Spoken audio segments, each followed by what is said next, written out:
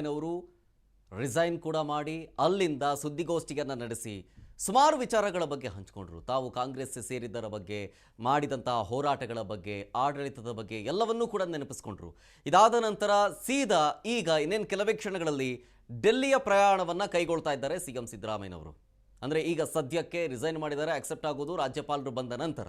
So ಅಲ್ಲಿಯ ತನಕ ಮುಂದಿನ ಮುಖ್ಯಮಂತ್ರಿಯ ಆಯ್ಕೆ ಆಗುವ ತನಕ ಸಿದ್ದರಾಮಯ್ಯನವರು ಹಂಗಾಮಿ ಸಿಎಂ ಆಗಿ ಮುಂದುವರಿತಾರೆ. ಆದರೆ ಮುಂದಿನ ಸಿಎಂ ಯಾರು ಅನ್ನುವಂತಹ ಪ್ರಶ್ನೆಗೆ ಹೈಕಮಾಂಡ್ ಉತ್ತರ ಕೊಡಬೇಕು. ಜೊತೆಗೆ CLP ಮೀಟಿಂಗ್ನಲ್ಲಿ ಅದರ ಬಗ್ಗೆ ನಿರ್ಧಾರ ಆಗುತ್ತೆ.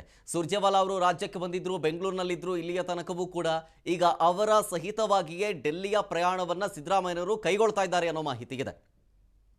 ಒಂದು ಕಡೆ ರಾಜೀನಾಮೆಯ ಪ್ರಹಸನ, ಒಂದು ಫುಲ್ ಸ್ಟಾಪ್, ಜೊತೆಗೆ ದಿ ಎಂಡ್ ಕಾರ್ಡ್.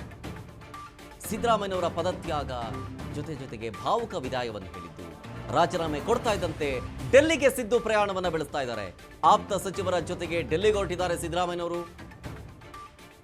ಹೈಕಮಾಂಡ್ ನಾಯಕರನ್ನ ಭೇಟಿ ಮಾಡೋದಕ್ಕೆ ಸಿದ್ದರಾಮಯ್ಯನವರು ಮುಂದಾಗಿದ್ದಾರೆ ಮೊದಲೇ ನಿಗದಿ ಆದಂತೆ. ಇವತ್ತು ವರಿಷ್ಠರ ಜೊತೆ ಸಿಎಂ ಸಿದ್ದರಾಮಯ್ಯನವರು ಮಾತುಕತೆ ನಡೆಸ್ತಾರೆ. ಕೊಟ್ಟ ಮಾತಿನಂತೆ ತಾವು ಇವತ್ತು ರಿಸೈನ್ ಮಾಡಿದ್ದಾರೆ. ಮುಂದಿನ ಸಿಎಂ ಜೊತೆಗೆ ಸಂಪುಟ ಪುನರ್ರಚನೆಯ ಬಗ್ಗೆ ಚರ್ಚೆ ಆಗುತ್ತೆ ಹೈಕಮಾಂಡ್ ನಾಯಕರ ಜೊತೆಗೆ. ಮೋಸ್ಟ್ ಪ್ರಾಬಬ್ಲಿ ಇವತ್ತು ನೈಟ್ ಕೂಡ DK ಶಿವಕುಮಾರ್ ಅವರು ಹೋಗಬಹುದು.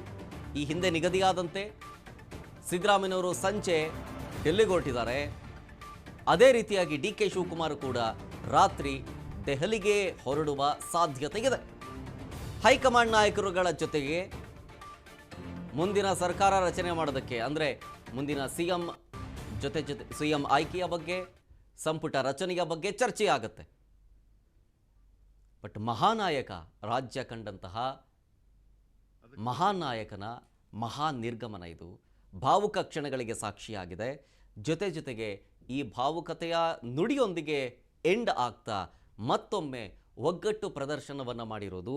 ನಾನು ಯಾರ ಒತ್ತಡಕ್ಕೂ ಸಿಲುಕಿ ರಾಜೀನಾಮೆಯನ್ನು ಕೊಡುತ್ತಿರೋದಲ್ಲ, ನನ್ನ ಇಚ್ಛೆಗೆ ಸರಿ ಅನಿಸಿದ್ದನ್ನು ನಾನು ಮಾಡ್ತಾ ಇದ್ದೀನಿ, ಹೈಕಮಾಂಡ್ ನಾಯಕರು ಏನು ಹೇಳ್ತಾರೋ ಅದನ್ನೇ ನಾನು ಫಾಲೋ ಮಾಡೋದು ಅಂತ ಈ ಹಿಂದಿನಿಂದ ಹಲವು ಬಾರಿ ಹೇಳಿಕೆಯನ್ನು ಕೊಟ್ಟಿದ್ದೀನಿ. ಅದೇ ರೀತಿಯಾಗಿ ನಾನು ನಡ್ಕೊಳ್ತಿದ್ದೀನಿ, ಮಾತು ಕೊಟ್ಟಿದ್ದೀನಿ, ಮಾತು ಉಳಿಸ್ಕೊಳ್ತಾ ಇದ್ದೀನಿ ಅಂತ ಡೀಟೇಲ್ಸ್ ಕೊಡ್ತಾರೆ ಇನ್ನಷ್ಟು ನಮ್ಮ ಪ್ರತಿನಿಧಿ ಬಸವರಾಜ್ ಲೈವ್ನಲ್ಲಿ. ಬಸವರಾಜ್, ಈ ಹಿಂದೆ ನಿಗದಿಯಾದಂತೆ ರಿಸೈನ್ ಕೂಡ ಮಾಡಾಯಿತು, ಸುದ್ದಿಗೋಷ್ಠಿಯಲ್ಲಿ ಎಲ್ಲ ಕ್ಲಾರಿಫಿಕೇಶನ್ ಸಿಕ್ಕಾಯಿತು. ಇನ್ನೇನು ಕೆಲವೇ ಕ್ಷಣಗಳಿಗೆ ಡೆಲ್ಲಿಗೆ ಹೊರಟಿದ್ದಾರೆ. ಅವ್ರ ಜೊತೆಗೆ ಯಾರ್ಯಾರು ಹೋಗ್ತಾರೆ, ಡೆಲ್ಲಿಲಾಗೋ ಬೆಳವಣಿಗೆ ಓವರ್ ಆಲ್ ಎಕ್ಸ್ಪ್ಲೇನ್ ಮಾಡ್ತಾ ಹೋದರೆ ಓವರ್ ಟು ಯು. ಈಗ ಬಸವರಾಜ್, ಈಗ ಸಿದ್ದರಾಮಯ್ಯನವರು ಡೆಲ್ಲಿಗೆ ಪ್ರಯಾಣ ಬೆಳೆಸ್ತಾ ಇದ್ದಾರೆ. ಅವ್ರ ಜೊತೆಗೆ ಒಂದಷ್ಟು ಜನ ಶಾಸಕರು ಕೂಡ ಹೋಗ್ತಾ ಇದ್ದಾರೆ ಅನ್ನೋದು. DK ಶಿವಕುಮಾರ್ ಅವರು ಕೂಡ ಹೋಗ್ತಾರಾ ರಾತ್ರಿ?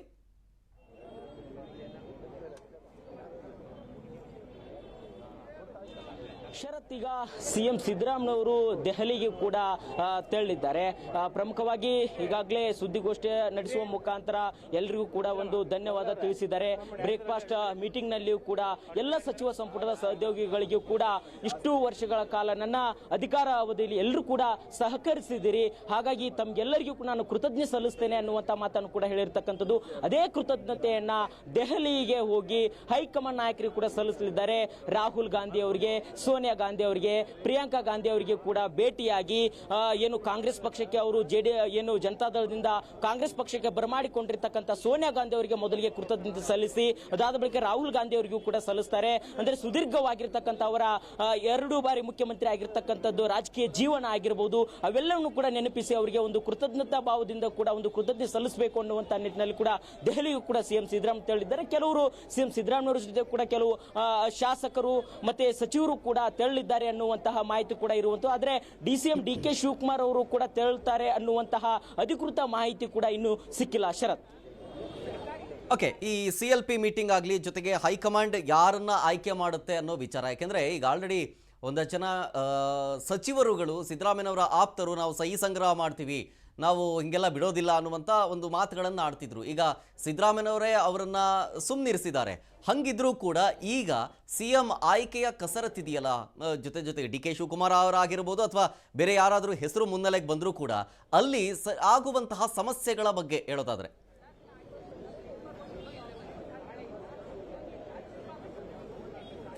ಶರತ್, ಖಂಡಿತವಾಗಲೂ ಕೂಡ ಈಗ ಸಿಎಂ ಸಿದ್ದರಾಮಯ್ಯನವರು ತಮ್ಮ ಸಿಎಂ ಸ್ಥಾನಕ್ಕೆ ರಾಜೀನಾಮೆ ಸಲ್ಲಿಸಿದ್ದಾರೆ. ಈಗ ಮುಂದಿನ ಹಂತ ಕಾಂಗ್ರೆಸ್ ಪಕ್ಷಕ್ಕೆ ಸವಾಲಾಗಿರ್ತಕ್ಕಂಥದ್ದು ಯಾರನ್ನ ಸಿಎಂ ಮಾಡಬೇಕು ಅನ್ನುವಂಥದ್ದು. ಅದರ ಜೊತೆಗೆ ಎಲ್ಲ ಶಾಸಕರು ಕೂಡ ಬೆಂಬಲ ಕೂಡ ಬೇಕು. CLP ಸಭೆ ಆಗಬೇಕು. CLP ಸಭೆಯಲ್ಲಿ ಹೈಕಮಾಂಡ್ ನಾಯಕರು ಹೇಳಿದಂಥದ್ದಕ್ಕೆ ಎಲ್ಲ ಶಾಸಕರು ಕೂಡ ಸಮ್ಮತಿ ಸೂಚಿಸಬೇಕು. ಆದ್ರೆ ಸಿಎಂ ಸಿದ್ದರಾಮಯ್ಯನವರು ಕೂಡ ಈ ವಿಚಾರಕ್ಕೆ ಸಂಬಂಧಪಟ್ಟಂತೆ ಕೇಳಿದಂತ ಸಂದರ್ಭದಲ್ಲಿ ಎಲ್ಲವನ್ನು ಕೂಡ ಹೈಕಮಾಂಡ್ ನಾಯಕರು ನಿರ್ಧಾರ ಮಾಡ್ತಾರೆ, ಪಾರ್ಟಿ ನಿರ್ಧಾರ ಮಾಡುತ್ತೆ ಅನ್ನುವಂತ ಮಾತುಗಳನ್ನ ಮಾತ್ರ ಆಡಿದ್ರು. ಆದ್ರೆ DK ಶಿವಕುಮಾರ್ ಅವರು ಸಿಎಂ ಆಗ್ತಾರಾ ಅಥವಾ ಪರಮೇಶ್ವರ್ ಅವರು ಸಿಎಂ ಆಗ್ತಾರಾ ಅಥವಾ ಮತ್ತೊಬ್ಬರು ಸಿಎಂ ಆಗ್ತಾರಾ ಅನ್ನುವಂಥದ್ದು ಯಾವುದಕ್ಕೂ ಕೂಡ ಸ್ಪಷ್ಟನೆ ಕೂಡ ಕೊಟ್ಟಿಲ್ಲ. ಆದ್ರೆ ಕಾಂಗ್ರೆಸ್ ಪಕ್ಷದ ನಾಯಕರು ಈಗ ಮುಂದಿನ ನಡೆಯ ಕುರಿತು ಈಗ ಯಾರನ್ನ ಆಯ್ಕೆ ಮಾಡಬೇಕು ಅನ್ನುವಂತ ನಿಟ್ಟಿನಲ್ಲಿ ಕೂಡ ಸಿಎಂ ಸಿದ್ದರಾಮಯ್ಯನವರನ್ನು ಕೂಡ ಅವರ ಅಭಿಪ್ರಾಯವನ್ನು ಕೂಡ ಪಡೆದುಕೊಂಡಿದ್ದಾರೆ. ಅವರು ಕೂಡ ಒಮ್ಮತದಿಂದ ಬ್ರೇಕ್ಫಾಸ್ಟ್ ಮೀಟಿಂಗ್ ನಲ್ಲಿ ನೀವು ಇಷ್ಟು ವರ್ಷಗಳ ಕಾಲ ನನಗೆ ಯಾವ ರೀತಿಯಾಗಿ ಒಂದು ಸಹಕರಿಸಿದಿರಿ, ಅದೇ ರೀತಿಯಾಗಿ DK ಶಿವಕುಮಾರ್ ಅವರಿಗೂ ನೀವು ಸಹಕರಿಸಬೇಕು ಅನ್ನುವಂತ ಮಾತನ್ನ ಬ್ರೇಕ್ಫಾಸ್ಟ್ ಮೀಟಿಂಗ್ ನಲ್ಲಿ ಹೇಳಿದ್ದಾರೆ. ಹಾಗಾಗಿ ಹೈಕಮಾಂಡ್ ನಾಯಕರು ಈಗ DK ಶಿವಕುಮಾರ್ ಅವರ ಹೆಸರು ಪ್ರಸ್ತಾಪ ಮಾಡಿದ್ರ ಅನ್ನುವಂತಹ ಪ್ರಶ್ನೆಗಳು ಕೂಡ ಕಾಡ್ತಾ ಇದ್ದಾವೆ. ಒಂದು ವೇಳೆ ಏನಾದರೂ ಹೈಕಮಾಂಡ್ ನಾಯಕರು ನೇರವಾಗಿ CLP ಸಭೆ ನಡೆಸಲೇಬೇಕು, ಯಾಕಂತಂದ್ರೆ ಅದು ಕಾನೂನಾತ್ಮಕವಾಗಿರ್ತಕ್ಕಂಥ ವಿಧಾನ. ಆ ವಿಧಾನದ ಪ್ರಕಾರವಾಗಿ ಮತ್ತೆ ಒಂದು CLP ಸಭೆ ನಡೆಸಿ ಅಲ್ಲಿ ಶಾಸಕರ ಬೆಂಬಲವನ್ನು ತೆಗೆದುಕೊಂಡು ಅಲ್ಲಿಂದ ಮತ್ತೆ ಸರ್ಕಾರ ಹೊಸ ಒಂದು ನೂತನ CM ಅನ್ನು ಆಯ್ಕೆ ಮಾಡುವಂತ ನಿಟ್ಟಿನಲ್ಲಿ ಅದು ನಿರಂತರವಾಗಿದ್ದ ಪ್ರಕ್ರಿಯೆ. ಸೊ ಆ ಪ್ರಕ್ರಿಯೆ ಅಂತೆಯೇ ಕೂಡ ಕಾಂಗ್ರೆಸ್ ಪಕ್ಷ ಈಗ CLP ಸಭೆಯನ್ನು ಕೂಡ ಕರೆಯುವಂತದ್ದು. ಅದರಲ್ಲಿ ಶಾಸಕರಿಗೆ ಹೈಕಮಾಂಡ್ ನಾಯಕರಿಂದ ಒಂದು ಹೆಸರು ಸೂಚಿಸುವಂತ ಸಂದರ್ಭದಲ್ಲಿ ಸಿದ್ದರಾಮಯ್ಯವ್ರನ್ನೇ ಅವ್ರನ್ನೆಲ್ಲರನ್ನು ಕೂಡ ಒಪ್ಪಿಕೊಂಡು ನನಗೆ ಈಗ ಒಪ್ಪಿಗೆ ಇದೆ ಅನ್ನುವಂಥದ್ದನ್ನು ಕೂಡ ಎಲ್ಲರನ್ನು ಕೂಡ ವಿಶ್ವಾಸಕ್ಕೆ ತೆಗೆದುಕೊಳ್ಳುವಂತಹ ಪ್ರಯತ್ನ ಕೂಡ ಆಗಬಹುದು. ಅದರ ಉಸ್ತುವಾರಿಯನ್ನ ರಾಜ್ಯ ಕಾಂಗ್ರೆಸ್ ಉಸ್ತುವಾರಿಯಾಗಿದ್ದ ಸುರ್ಜೇವಾಲಾ ಅವರು, ACCಯ ಪ್ರಧಾನ ಕಾರ್ಯದರ್ಶಿಗಳಾಗಿರ್ತಕ್ಕಂಥ KC ವೇಣುಗೋಪಾಲ್ ಅವರು, ಇವರು ಮುತುವರ್ಜಿ ವಹಿಸಿ ಎಲ್ಲವನ್ನು ಕೂಡ ಯಾವ ಹಂತದಲ್ಲಿ ಆಗಬೇಕು, CLP ಸಭೆಯಲ್ಲಿ ಕೂಡ ಯಾರನ್ನ ಆಯ್ಕೆ ಮಾಡಬೇಕು ಅನ್ನುವಂಥದ್ದು ಅಲ್ಲಿ ಕೂಡ ನಿಗಾ ವಹಿಸ್ತಾರೆ.